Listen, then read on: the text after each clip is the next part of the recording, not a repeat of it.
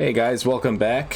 This is Monday. It is just after 9 and we are here again for Marvel Strike Force Happy Hour. With me as always is the Happy Hour co-host, Agent Smith. How's it going, sir? It's going great, man. How are you? Doing well. I didn't have to work this Monday. I don't have to work tomorrow, so Nice. I'm looking to have a nice night here. Hell yeah, I like it. All right. For those of you new to this or catching us on YouTube, Happy Hour for the first time, I should say. Happy Hour is every Monday. What do we call this? every Monday stream. Happy Hour for us. But yes, yeah. Every Monday stream we do it about 9 p.m. Eastern Standard Time. Usually ends up being about 9:30 Eastern Standard Time, and we just like to sit back, relax, have a drink, talk Marvel Strike Force. Just go through the news, what's happening in the game, where we're at with the game, and so go grab a drink, come back, and hang out. Yeah, so what are you drinking tonight, Trep? Speaking of, I am back on keto after my birthday weekend here, and we are doing Tito's and Vitamin Water Zero Sugar Dragon Fruit. Nice, that's good flavor. It is. It's actually pretty damn good. I'm pretty impressed with it. You're going a little harder than I am. After the last happy hour, I woke up the next day, went a little too hard in the paint, I think.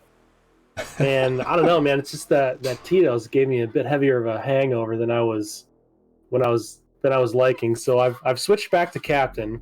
Okay. But I'm using. There's a brand called Virgil's, and they make zero sugar colas.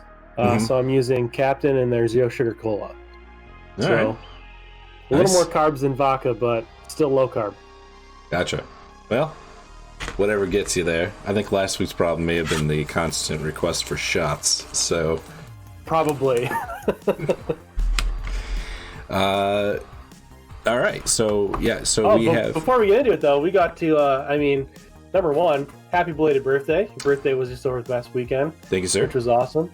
And a good birthday present for you after the last happy hour and, doing the giveaway for Red Guardian. We got you to affiliate.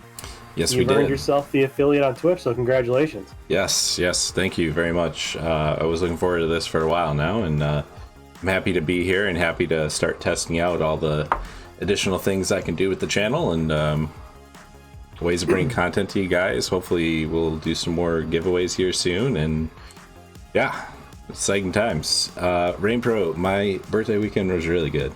Had a little bit of family over, not too many, COVID, for my actual birthday, and we just kind of hung out. I got one of these, I don't know if you guys have them where you're at, a pizza place called Tormino's, but they make this like 24-inch pizza, this giant pizza I used to get for birthday parties as a kid, and I decided, I'm like, nice. That's what I'm doing for my birthday this weekend. So we got. They make a good pizza too. Oh, it was damn good. I probably haven't had Tormino's in like 2 or 3 years. So yeah, as a pizza, some family, had a cookie cake. Good times. What's a cookie cake? It is literally just a gigantic chocolate chip cookie with like icing on top. That sounds great too. Yeah, good stuff. It's way better than just cake. You're looking to change it up for a birthday? Cookie cake's where it's at. All right. Yes, but now back to the keto life.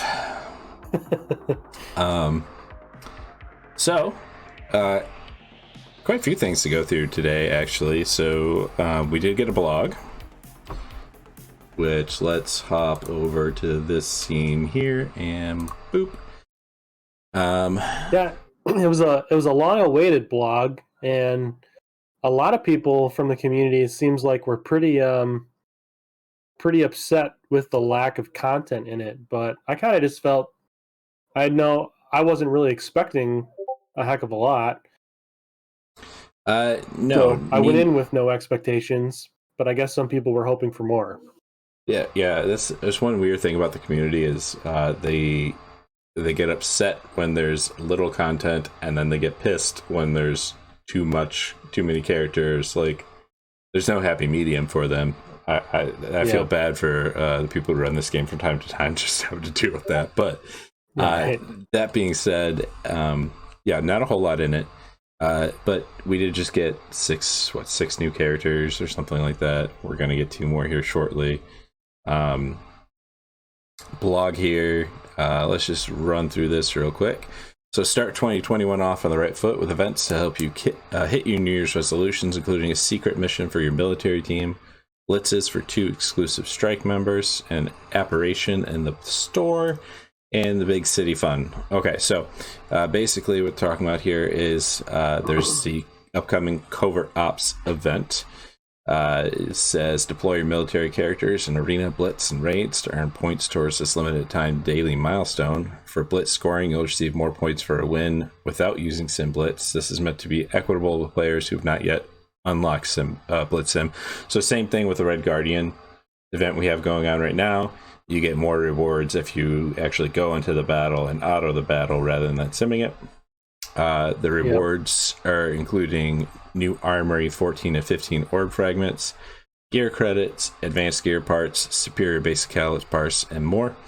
So you're going to have to use your military characters for this, and you have a chance of getting, I think what's important to most people who are around level 80, the gear tier 15 orb fragments. So each one of these orbs, we just looked at them a minute ago, drops 3 pieces of gear tier 15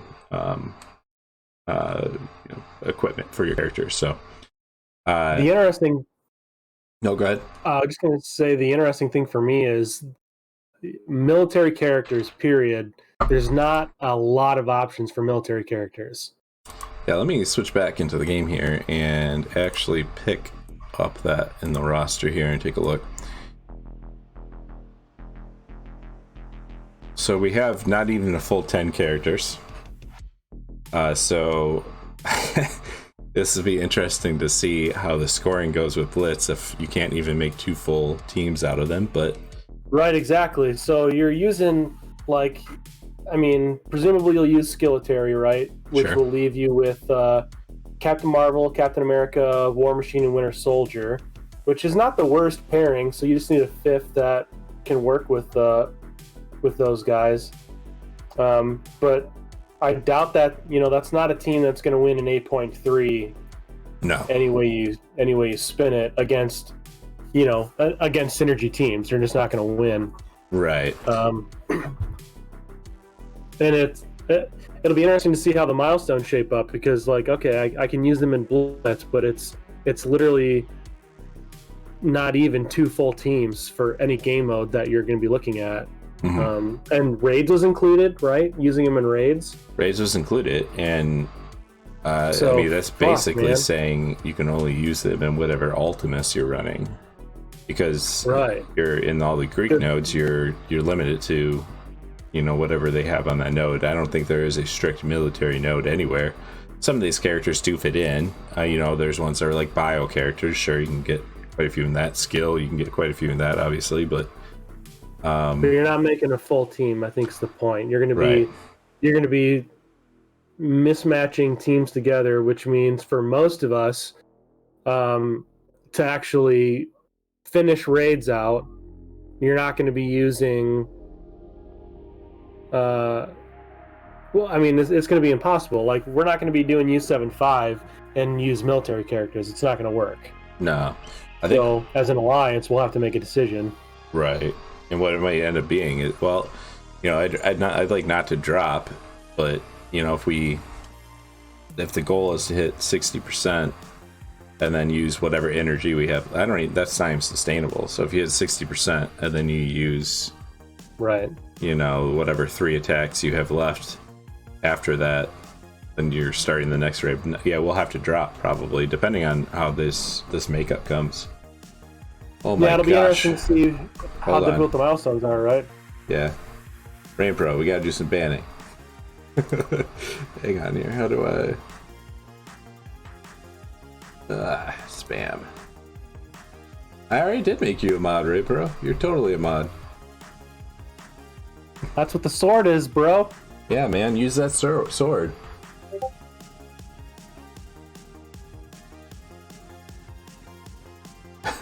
Thank you, sir. All right. Yeah. So Actually, don't know how to ban somebody. yeah. So Rain Pro's the man. I gotta make you a mod on my stream too, Rain Pro. Rain Pro is the man. Yeah, you were. I made you a mod the last time I was on. Where were we? Oh yeah. Okay. So yeah. I mean, we'll have to see what the scoring is. You know. Yeah. But this is a weird one. That's gonna be interesting. I hope they're generous. This is not quite like anything they've done before, where there's so few characters. Because even like if you sort by season characters, which is the current milestones going on, right? There's quite a few different options. Like we had to get creative still. Like we dropped down to Greek 3s, and we were able to do first time rewards, which made that a little bit easier. And there's still some overlap to where a few of the characters were usable on a lot of our U7 raid teams, to where you were getting some points from it. But out of the military characters, I don't know that anybody's using any of those characters right now in U7. Maybe somebody's using Captain Marvel for a note or two or something like that. But yeah, I mean, if they've got a really high Captain Marvel. Mm-hmm. But other than that, I don't know. I mean, I used mine in those few nodes when I was using season characters for U7, and like mine's 107k. It's a pretty beefy Captain Marvel. Obviously, not the biggest, but like there were times where she was getting, you know, one shot or quickly two shot it. So, right. Yeah, I hope they're generous in terms of the point value you get for using those characters, since there's so few of them and the synergies are just not there for raid. Yeah. There's definitely some hidden synergies. I mean, you'll get to use a full skilletary team if you put them together for sure. Just that other team, you know, with Captain Marvel, Captain America, War Machine, Winter Soldier. There's not a lot there. I'm not sure who you'd plug in as a good solid fifth. I mean, maybe you toss in Shuri there just so they all, yeah. So they all get off, you know, defense up constantly, you know, right from the get go. You don't have to rely on Captain America for the defense up, and you know, we'll see. Yeah. I mean, Shuri is definitely the most plug and play character to fit in there, but yeah, well, yeah. I mean, we can't really pass too much judgment on it. I'm excited for the prospect of getting more gear tier 15 materials. So just hopefully the scoring's good. Yeah, the orbs look great. We'll cross our fingers for the scoring that it's feasible to use military characters in game modes to complete the milestones. Yeah, we'll take a look at these orbs real quick too. So each side, the left and right, have 5 different ones to collect, and the 5 pieces on the right are different than the 5 pieces on the left. So that's less chance of getting, you know, all 3 pieces that drop being the same exact piece. And then in the middle, you have a 50-50 chance of getting one of each side's piece. So 3 pieces total. Hopefully with that spread, you know, you'll get what you need to help get you into 15. And we'll take a look at the gear tier 14 orb. It's the same deal. So 14 minis, ones on the left and right are different, ones on the middle. Oh. Okay, so this one, you'll definitely get something different every time, but the home view. Yeah, that's right. There was more gear tier 14 pieces than 15 pieces. Right. Okay. And I like how they split that up like that to make sure like you couldn't get one of the same piece in all three pillars. It helps keep it balanced and helps you, I think, get to DD4 or DD3 faster, whichever you're going towards. I agree. Yeah. So that's good stuff. I'm happy with those orbs. Yeah, I don't have any complaints at the moment. We'll have to see, like we were just saying, what the score will be. Scoring system will be. Yep. Moving on, War Store Edition. Ghost is coming to the War Store. I think most people aren't surprised by that. She being, you know, the most sought after character from the group, just because of her use in, DD4. But so she's going to go in the coveted arena store where everyone's credits are already kind of, most people at the, 75 to 80 range are buying gear tier 15 minis, so that's going to compete for those materials now. Jubilee, however, and her team look amazing. And we'll get into that, I'm sure, when we start talking about Kitty shortly after this. But I think a lot of people are going to be switching to making sure they get their 5-star ghost. I'm going to try, even though I feel like my hopes are very small. I will probably end up having to drop $30. Yeah, I'm 50 shards away exactly. That's including the fact that she'll have 5 shards in a calendar, so I'm technically 55 shards away right now. I have enough credits to where if she shows up, I'll be able to buy all 50 shards I need. So I'm only spending on gear tier 15 what's over that credit amount, just so I'm ready. So the last 2 wars, I haven't bought anything from the war store, and I'm just saving my credits. Now I've got the tens of thousands. I can't remember the exact number that I need for 10 drops or whatever, but 13,000, right? So 13,000 credits saved up, and as I'm above that, I'll buy the gear tier 15 pieces, and if I get down to 13,750, I won't, just to make sure I have enough. And I will be refreshing the store when she comes around, just to make sure I get there, because I definitely want to get Jubilee first pass. Yeah, it definitely sounds like she'll be worth it. Moving on is so Phoenix is coming back. Phoenix, you need your team of villainistic controllers. Includes Hela, Hand Assassin, Loki, Mordo, Nobu, and/or Ronin. Phoenix, needless to say, one of the best characters in the game. She changes your roster. She probably changes arena for you instantly as soon as you get her. One of the more exciting characters to unlock, that's for sure. Currently the only 6-star unlock. We'll see how that changes, but amazing character. I've already got her at 7. I'm pretty sure you got her at 7, so nothing too exciting for us, but hopefully everyone who doesn't have her is in the position to get her now. If not, and you're closing in on 6-star on any of those characters listed there to unlock her, push, get it there. Yeah, it's a grind to unlock Phoenix, having to get everybody to 6-star. A friend of mine who I got started playing about a year ago now. He may have already eclipsed a year. Who was going pretty well into it, kind of semi-casual playing the game, wasn't super hardcore, and asked me a few months ago who I should be working on next, kind of thing. And I said, well, you've got Star-Lord now, so the rest of them can kind of come passively, so you should be working on the characters for Phoenix. He asked me yesterday if he thinks he could get there. He's still short on Mordo, and it kind of reminded me that early players don't really have a lot of access to arena credits, because there's a ton of characters that they need out of there still. So he was like, yeah, Mordo's 150 shards away, and I was like, oh, you've got 10 days, you're good to go, like you'll get there. And he's like, I don't have the credits, like I can't buy 3, I can't purchase them every refresh. And that's when it kind of clicked for me that it's a little more difficult early game than I remember to get some of these characters. So just keep that in mind for folks that are, if you're late game and you're helping new players, remember that resources are scarce early game. You're not getting them as quickly as we do nowadays as being later game players.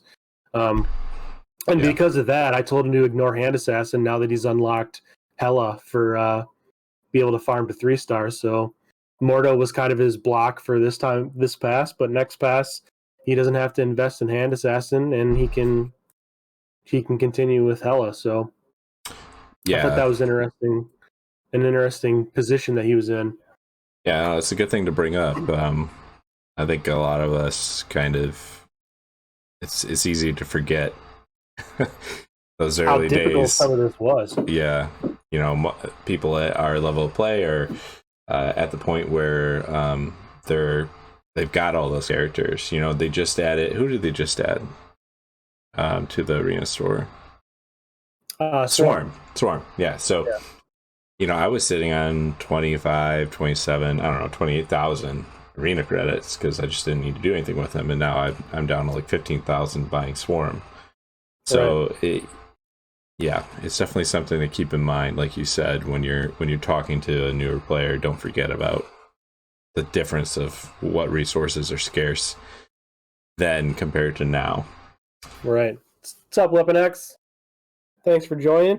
Yes, welcome to the stream, sir. Yeah, it's just weird. I kind of don't remember a time where it was so difficult to come by arena credits, and now it's like, well, yeah. I mean, I guess he's right, because there's so many characters that unlock legendaries in there that he's going after, and his play style, he's a completionist. He wants to collect every character. So I'm like, well, if that's what you're going for, and you're not looking to be like the best of the best, then yeah, this is the path you should take. And that's using a lot of your resources to collect those characters and using them all early. So, for sure, yeah.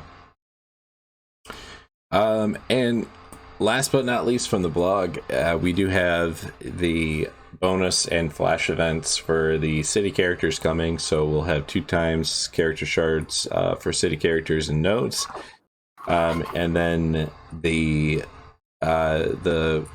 Block Party event. So Block Party, going back to the game here, events, blah blah blah blah, preview.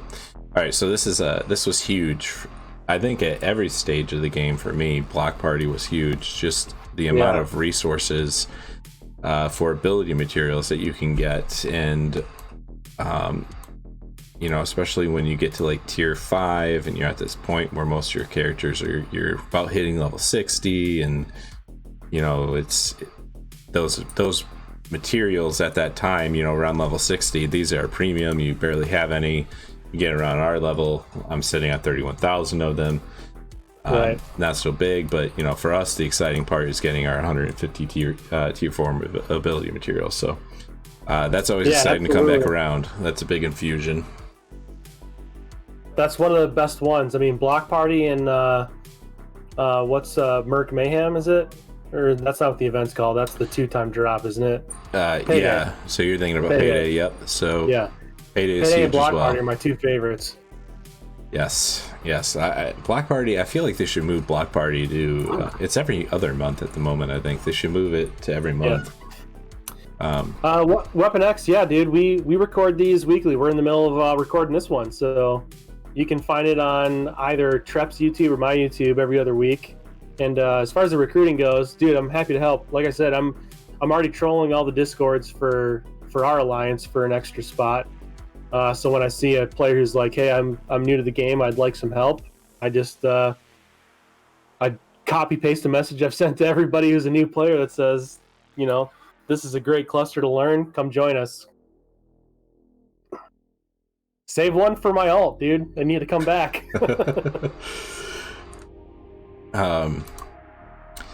Yeah, so that pretty much that's it for the blog there. I'm just kidding. If you guys fill it, you fill it. That's great. It's cool that it's great to help, you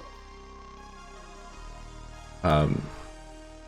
Yeah, it for the blog. Did want to just quick mention everyone listening that it is the last day for the Red Guardian milestones. So Crimson Affair, Red Alert, and Red Winter. Last day to get your final push in to get those last few milestones, and get those gear tier 15 materials at the end there, as well as collect as many shards as you can before the event's gone. So go hard if you're just next to that next star level. If you're close there, convince your alliance to blitz heavy and use the seasoned characters in raids and let her rip. No need to apologize, Weapon X. It's all good. It's we were actually just talking before we start recording this happy hour that we often have we go over a script before we start this whole thing, and oftentimes we go off on many tangents, so no problem. Derails quick. I mean, that's what it's about, dude. This is just supposed to be a happy hour where just a bunch of us dudes talking about the game, hanging out, and drinking some, adult beverages. Exactly. So cheers to that. Hopefully you guys have your beers and cocktails and whatever Cheers, else ready. sir.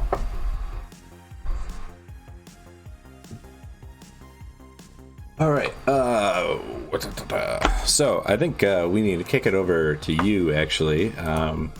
We did want to talk about the Kitty Pride offers came through over the weekend, as well as her in the Red Stars. So she's still in Red Stars for probably a few more days. If you haven't yet had any good luck, don't forget to pull some more Red Stars if you got them. It seems like from the way Agent Smith here was talking to me earlier that she's quite a powerhouse in her own right, even at a low star level, and I'll let you take it away from there. Yeah, I'm pretty impressed right now. So I did buy an offer for Kitty Pride, just the one. I didn't buy two. Which we were talking a little bit. At first, I was thinking, man, maybe I should have bought two, but I think you're okay with one. So I took her right to Gear Tier 14. Wasn't messing around. I'm a huge X-Men fan anyway.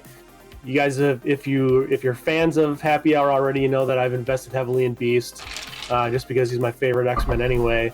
So, the announcement of him having his own team was huge for me. I love how you call it his team when Jubilee's the legendary. Yeah, right. you got Iceman, the Omega team. level mutant. Beast's team. We all know that this is actually Beast's team, not Jubilee. Jubilee can fuck herself. It's fine. Whatever. So I already invested heavily in Beast. He's Gear Tier 14. He's 5 Red Star, 5 Gold. He will eventually be 7 Red Star because I will spend promotion credits on that. Anyway, I'll get off the Beast tangent. That happens at least once a stream. So I took Kitty Pride right to Gear Tier 14 because I'm really excited about this team. And I took her into, and I guess I should say also, I did T4 her passive, which gives her stealth for 2 turns instead of 1, a little bit of extra healing, and she always applies evade to the most injured Astonishing X-Men ally, which I think is pretty important. And I T4'd her basic, which every time she attacks, she's clearing 2 positive effects instead of 1 positive attack from whoever she attacks. And I think that's important because if you make her a striker, every time her bonus attack happens, she's going to clear 2 positive effects as well.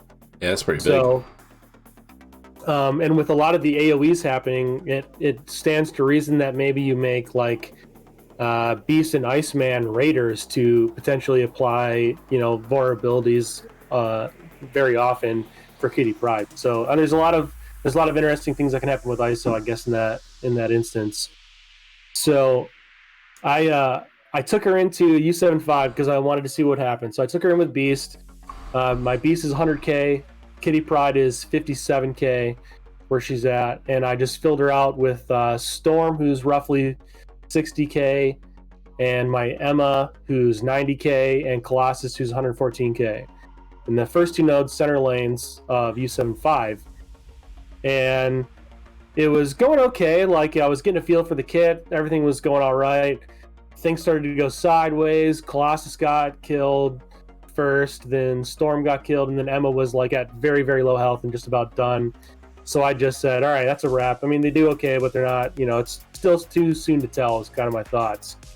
So I dropped her on auto, started talking with chat on stream, and I looked back at the game and I saw Kitty and Beast were all that was left. They were full health, and there was only a couple enemies left. They single-handedly tore that node down from the grips of defeat, and there was just so much healing going around. Kitty dropping down below 50%, going into stealth, Beast re-healing her, Beast getting extra energy. I mean, it was insane how much she survived being a 57k total power tune with a little bit of health, only 2 star, surviving essentially now, a similar experience on node 2, but they did eventually die in node 2, but being 2 stars and surviving through the first 2 nodes, really, I think was pretty damn impressive. And they're obviously not the damage dealers of the team. We're going to get damage more from Iceman and hopefully, fingers crossed, Bishop.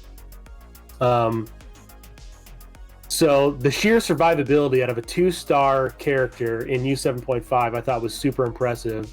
And then if you add on the fact that once Iceman comes to the game, in raids he's lowering damage for the enemies by 30%, these guys are going to be incredible. Yeah, definitely. Very excited for this team. I was pretty excited beforehand, just from you talking about it, but I wasn't sure how much of that was just your beast type. But looking over the kits again and you telling me about that experience right there on Node 1, which, yes, granted, it's Node 1, still U7.5, right, though, and only 2 members of that team. So there's a lot coming, like you just said, lowering their damage by 30%. And then we were talking just before we went live with Happy Hour here, Jubilee's passive, which doing a lot of switching back and forth. Back to this blog here. In raids, gain 20% speed for self and astonishing X-Men allies. Gain 40% damage for self and astonishing X-Men allies. That's huge. I mean, that's so big. Yeah. Between lowering their damage, increasing the increase in speed, the huge increase in damage from Jubilee here, not to mention like the survivability.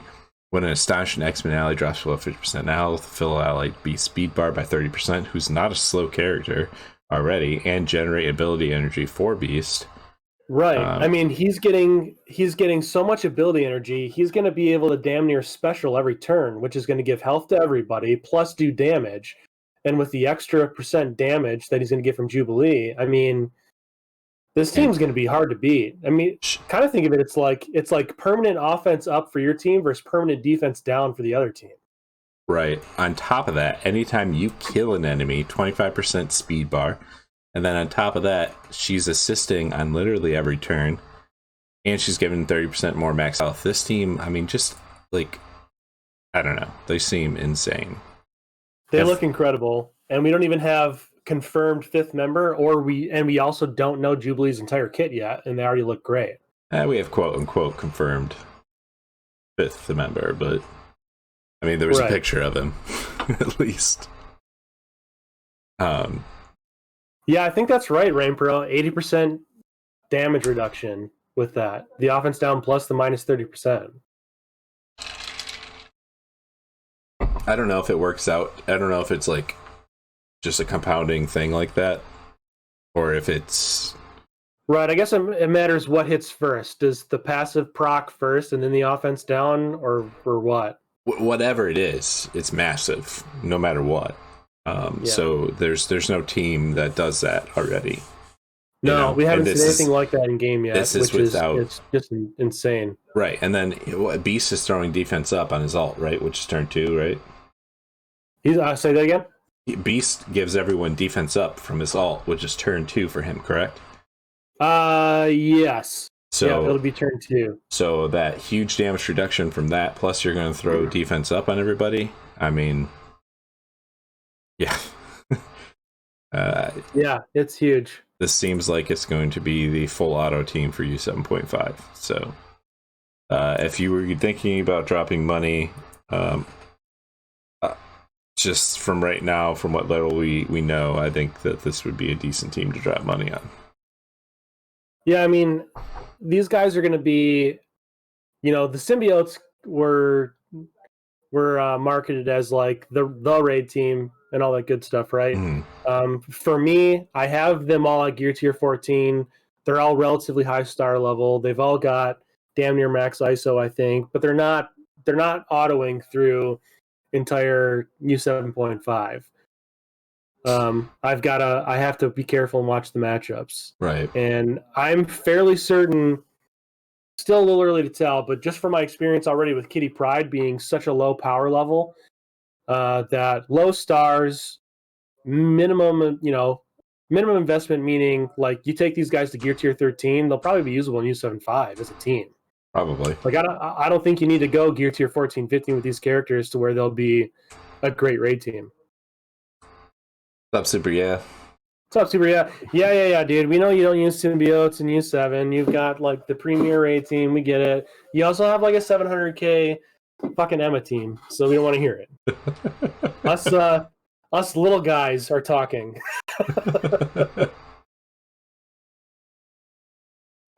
All right. No, I'm obviously just kidding, Super. Yeah, dude, we love you. But I'm pretty impressed with what I've seen so far with just Kitty Pryde and Beast together.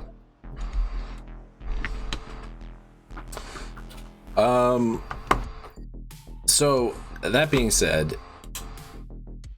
great team. Looking forward to that. Let's talk about another team. Team that I was very heavily looking forward to, that I heavily invested in, heavily from my point of view. Yeah, Skill military. So I took some advice and from Rain Pro here in chat, and I did look over some videos from Reminex about what teams to take these guys into and how they do it. And the overall conclusion is, because everyone puts so much work into the Marauders already, if you weren't willing to spend the whale level money to boost up your entire team here, they're not going to drop Emma Marauders like you want to. You know, I think the initial impression of this team right before they came out was, oh yeah, we're going to be punching up 40, 50, 60k, you know, with this team, no problem. And it's just not what's happening. I think I'm really close to being able to punch across, maybe a slight punch up 10k. What it's going to take for me is getting these characters to gear tier 14 probably, and that won't happen for me until after probably after my first run at ED4, just because of the resource crunch. So a little disappointed. I did take away from him some him being Reminex in his videos, changing up some of the ISO on these characters, which has cost me all of my currently saved isomers and such. But I think I might have a little bit better luck of punching down.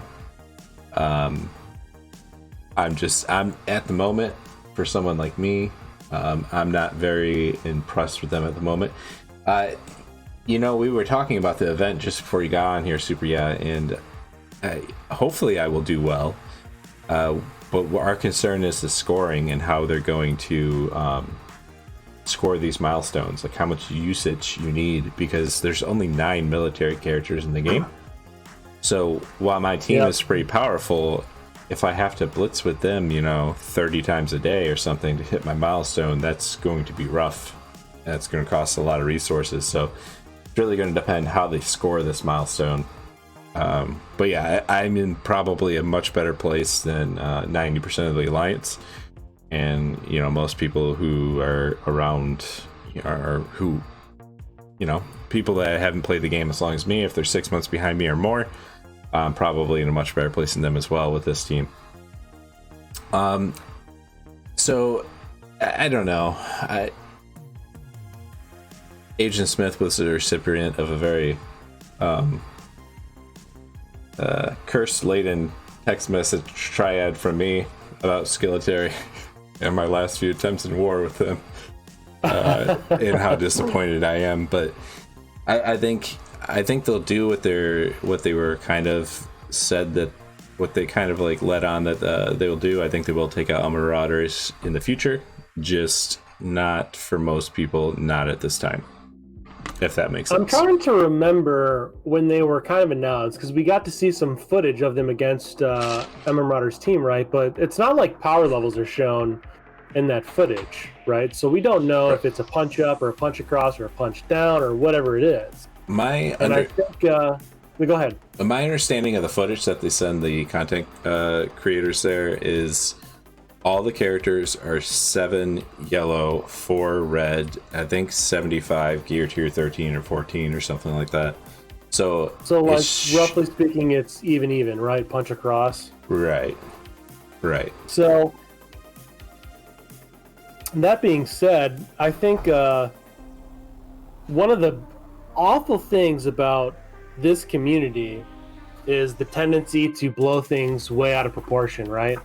So we'll see something, and I gotta imagine the devs will run 100 of those matches, and they pick the one that looks the best. Like, yeah, the RNG was perfect on this one. Every debuff landed, we cleared everything, we hit every target. Put this one in the footage, where that's not a complete accurate representation of how most matches will go. Number one, right? Mm-hmm. And then the community will pick up that and run with it as like, oh yeah, dude, the skill tier, they're gonna punch up on Emma Marauders by 100k. They're just gonna wreck them, and that takes off, and it turns into a whole movement. And then we get pissed when it doesn't happen, when they weren't necessarily sold as being able to do the things that the community just thought they would. Yeah. Deflects do make it quite RNG dependent, and if that was like what the overlooked really, that's a big overlook, because if you look into any war, the first thing I go into in a war is I go into the war rooms that are currently being attacked. I look for the Emma team and I boost it. And that's every Emma team you come across in war. If you're in a semi-competitive to competitive alliance, they're boosting the Emma teams. They want these Emma 100%. Teams to last as long as they can. They're the hard stop for most people in our bracket, gold 4. So, and I'm sure it's a hard stop for even above that. A simple line, like I was mentioning this, I don't know if it was my last stream before, but a simple line in Elena's passive, have her do a quick emote, or a quick animation where she tosses a flashbang or some shit, and it's clear all deflects, like on spawn or something, and then she can do her thing, and that would make this a hell of a lot better. It would really kind of it kind of negates putting a boost on somebody, so that's a pretty powerful thing. But it would make this team do what they're advertised to do. Yeah, I mean, when there's supposed to be a war offense team against the top war defense team, that shouldn't be off the table. That kind of powerful move. I mean, we just got done talking about the Astonishing X-Men and how huge the massive amount of offense down and damage reduction versus the offense ups that team's going to get in raids. There's been a precedent set based off of that they could do something like that in war. Like the Negasonic Hall, yeah. I mean, it would be nice. I don't know if we'll see any change from this. When they touted Wakanda as being the premier raid team, there was a lot of outcry about that. Devs came back and said, nah, they're good. That's where I'm kind of wondering. I'd have to look back on how they presented Wakandans again. But do you think there's some merit into the community just up and ran with, oh yeah, these guys are supposed to just crush and punch up and absolutely destroy Emma Marauders? Or was there some false advertising there? Yeah, I mean, I'm sure they could argue, oh, well, that wasn't war footage. That was that wasn't including the war buffs. Right. They could argue that. Yeah. But yeah, it is what it is. I'm not as disappointed as when I sent you that, swear word laden text. But I'm, I kind of gotta accept that I got caught in the hype, and maybe I built these guys up when I shouldn't have, but they still do wreck, some non-synergy teams. They utterly destroy Sinister Six on defense. So, so that's something. I guess you Yelena do the disrupt on Doc Ock and pretty much gets crushed from there on out. But I like using my Sinister Six on offense to derail this conversation. Yeah, so Rainpro, the thing, so we're watching that Reminix video. The thing they kind of were talking about with mercs is it's like a 50% chance that your damage dealers and the ones that are kind of clearing the buffs, if they get that blind from Taskmaster, because he's going to go first, even with all the speed they have, he could screw you over pretty quick. So it's a bit RNG dependent. Yeah, it's a bit RNG dependent, it seems. So I mean, I imagine a punch across fine, but still, even then, you might get. Yeah, I don't know how much they could punch up against mercs. I don't know. We got a war coming though. Maybe we'll do some science. See what happens. For science. Yeah. So that's with that. I guess hopefully they're able to help me through this event. Science rules. Hopefully they're able to help me through that event, whatever that may be, and we'll see. We'll see. Like I said, I think they have a bright future. It's just full of gear tier 14, and I'm not ready to put that into them yet. It's kind of how I feel about Astonishing X-Men, really. I pulled the trigger on gear tier 14, but I'm not sure I'll pull the trigger on gear tier 14 for all of them at this point until after I am comfortable with DD4 and getting into DD4. Mm-hmm. Speaking of DD4, have you actually officially nailed down a team? Or has it changed again in the past 24 hours? It changes every 24 hours. Okay. My latest strategy is I'm going to wait until I can take 16 characters in. Because of how fast it seems, everyone's, once they get in, if they're not waiting, can finish. Like, just getting in as fast as you can and starting, you're going to hurry up and wait. Is what it seems like to me. So I'm going to wait until I'm ready to take 16 characters in, and then I'll make a decision on what characters I actually truly bring. The only thing I think I'm pretty certain on now is for global, I will take Sabretooth. Okay. Because number one, he's cheap, which helps getting quicker and finish quicker, and it's on the best war defense team, so there's no reason. Wait. Holy shit! Somebody in war used X-Force on hand. That sounds pretty good. We like to get wins like that. Oh, wonderful. Ain't mad at that. Yeah. So my current strategy for DD4, I'm still just collecting gear until I'm at least ready to get through legendary, and I'm pretty close, right? Mm-hmm. I've got a loose plan, right? Because I'm collecting gear for X number of characters, and it's spread out between all the factions. So I've got, I think, 4 bio, 4 tech, 4 bio, 3 tech, 3 mystic, and 3 skill. Okay. I think I'm I haven't swayed off of anything other than really swapping Emma for Sabretooth, and I'll get Emma's second pass is my thought process. Okay. And so I guess the moral of the story is I'm within the next couple of weeks I could start. I have enough gear in the next couple of weeks to bring in 5 characters, but I'm just gonna wait. I'm gonna wait until I'm ready to bring in at least 12 to 16, somewhere in there, until I'm ready for those guys. I'm just gonna wait because the amount of time it takes to collect all that gear right now, it could be up to 3 to 4 months. And in 3 to 4 months, a lot of characters can come out that could make a huge difference. This is true. And I had thought about that as well. I don't know. To me, I want to get it. I see global as being, it seems fairly okay to go through.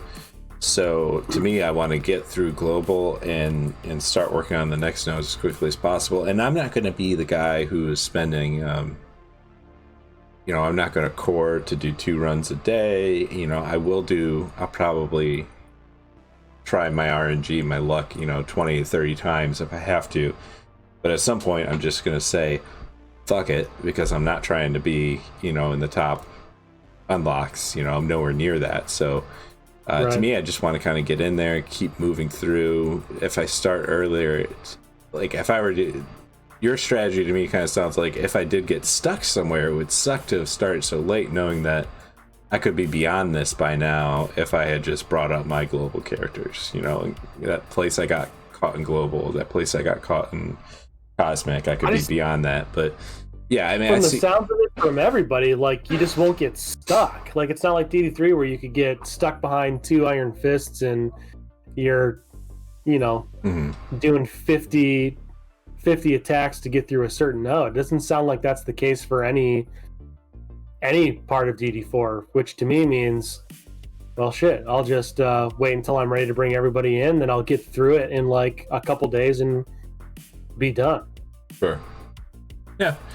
I mean, yeah, I'm sure there's merits to both approaches. Yeah. I mean, I don't see a problem with what you're doing. If that's true, and we can get through it in a few days if you just wait to collect all the characters, it is what it is. I think you do get some... Listen, there's some... I don't mean to get you off, but I'm going to change this tomorrow. Tomorrow I'm going to be like, yeah, I'm getting in a week.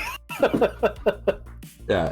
And I'm going, I don't know. I don't know. Shit. I was curious about that because ever since Saturday, that Saturday morning stream I did after talking with Brain Pro, going through a few things on stream, I settled on my first 5 characters, which are those top 5 there that are favorited. Yes, the one thing I was thinking about is the gold going through might be nice, and the elite 5s might be nice as well. But oh yeah, the other thing is I do get some instant boost to my roster in war from the characters I picked, because gear tier 15 Thanos, so I will get instant use of him. On war offense, Sinister, Black Widow, and Sabretooth, I get instant use out of all of them. On war defense, that's excellent points. So yeah, I mean, for honestly, I think I can start between the what do we call it, the RTA calendar, the real-time arena calendar, and this event, whenever this comes. I might be able to start by the end of this real-time arena calendar, depending on my luck in the stores. Oh, cool. So I could be starting, within the next 2 weeks, getting through the first, the open nodes where you can use whatever, and then starting into the global nodes. Yeah, those, you just brought up great points, which are, every time I talk to people and they bring up, alternate points to what my plan is, that's when I alter my plan. So the fact that you bring instant value to your roster by bringing, X characters in sooner, essentially means, you're helping your alliance do better, you're helping yourself do better, you're doing better in potentially arena, as well as war and raids and anywhere else. As long as you're bringing characters that bring value to you in those game modes, you're helping yourself immediately, which is a great point. Yeah, I'm full of great information, aren't I? Yeah, absolutely. Meanwhile, Super is like flexing that he's already had 5 tier 15 characters and hasn't started yet. Yeah. Get on it. Start already. Yeah. We'll put you on the next happy hour. You can start on the next happy hour. Yeah, so that's where I'm at with my DD4. I have not, and this is as far as I've gotten, because the thought of like actually trying to figure out what cosmic characters I want next. Like, I haven't even like tried to put thought into that. Like, I've gone to global and that's it. Obviously Thanos, but yeah, we'll see. I don't know. Yeah, my plan for cosmic is still Corvus, Proxima, and Minerva and Thanos are as my 4, I believe. Yeah, Corvus and Proxima make a lot of sense. Obviously, being part of Black Order, so in skill, because there's not a whole lot of skill characters to bring in. Yep, and that was the main point behind it. It was a good use of skill characters on what is still currently the best arena team, so let it rip. Sure. let's see here. We have actually come to the end of our talking points. I think a little early. I don't even know when we started this. But did we get any questions? We did, in fact, get a question, and I think it is a very valid, great question that we really need to answer. So I'm going to hop over here. Okay. And I'll ask the first question here. This one comes from, where are we at here? Yep, Super Yeah himself, who joins us in chat as well. How do you feel, and I'll leave this one, you can answer this one because you've invested into this team. How do you feel about the event coming up that requires the Shititary team? Shititary. Yeah, you know, that is a rightfully earned nickname for their team at the moment. I don't know how I completely feel about it. We don't have enough information about the event itself, but I'm actually happy to get more use out of my Shititary team, since I'm not getting a whole lot of use of them in war. So at least I will have built them up to be useful for something. Yeah, I mean, yeah, we'll see. We'll see. I'll field the next question. Rainpro's asking, now that we've had a chance to use Kitty Pryde, what do you think of her initial thoughts? We touched on this already, so I'll just summarize real quick. I think she's, even at a low star level, very viable as a character. So if you're worried that you didn't spend on the offer and can't blitz super hard, so you only have her at like 3 star, as long as you have 3 reds on her too, I think she'll be capable of being used on her team, and you won't have to worry about it.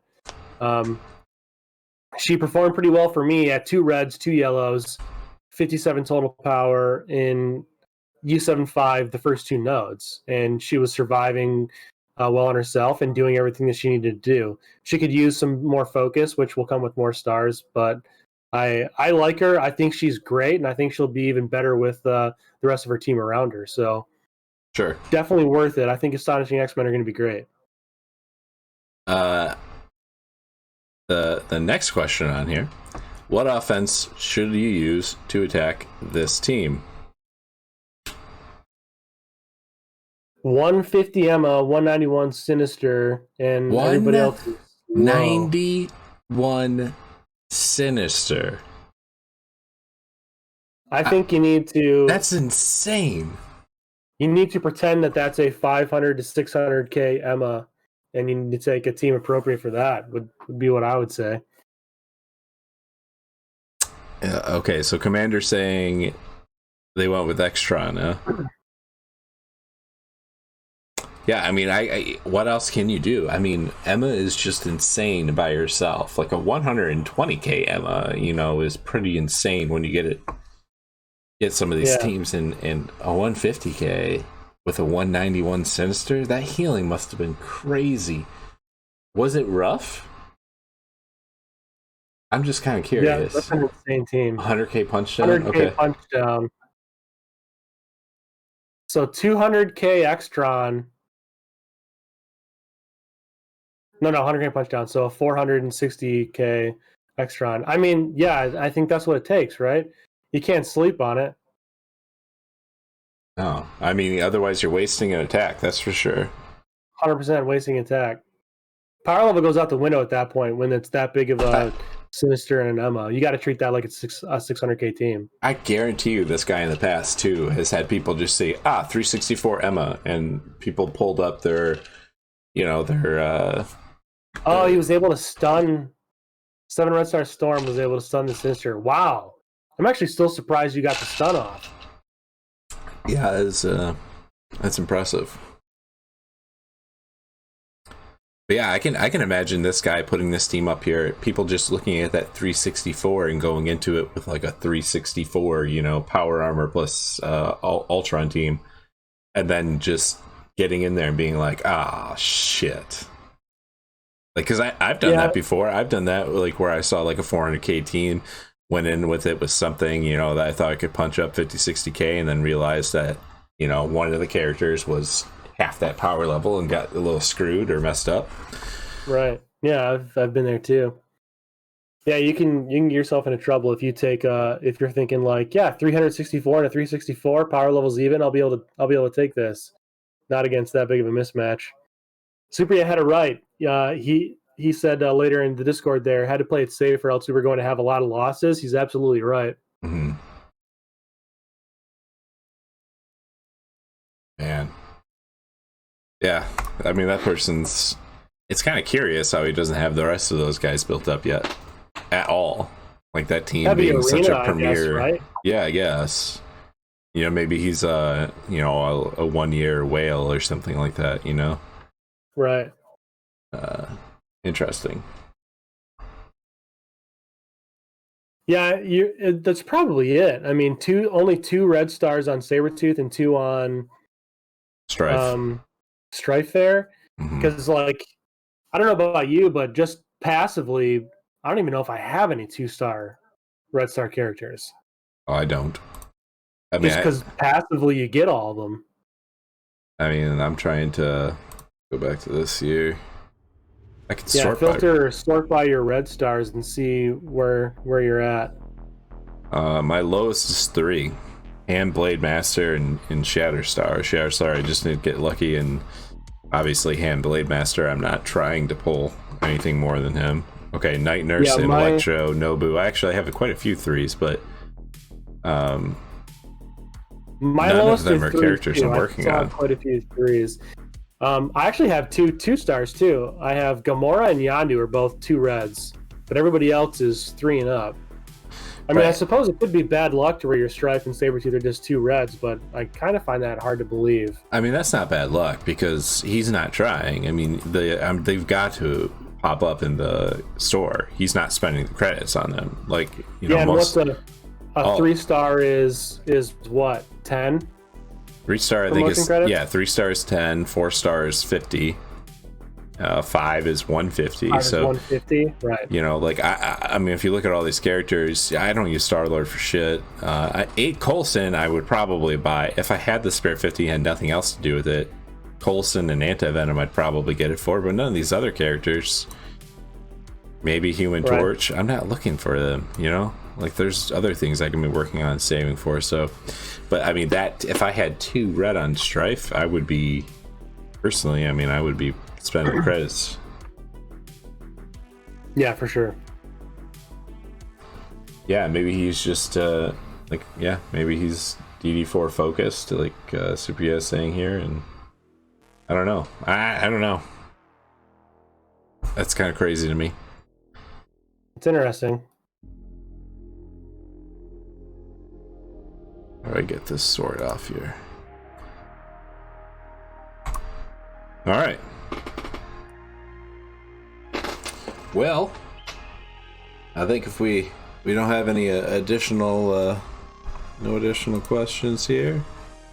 I think that's a wrap. I think that is a wrap for episode whatever the hell this is of Happy Hour. I think we're probably just done calling them episodes. We should probably just... This is just another Happy Hour. This is a Happy Hour, January 18th Happy Hour. Yeah. But no. Yeah, so as I stated at the beginning here, this is every Monday.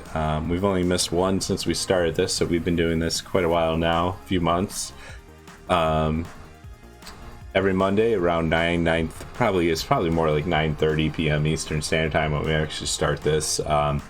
But, just come, sit back, relax, have a drink with us.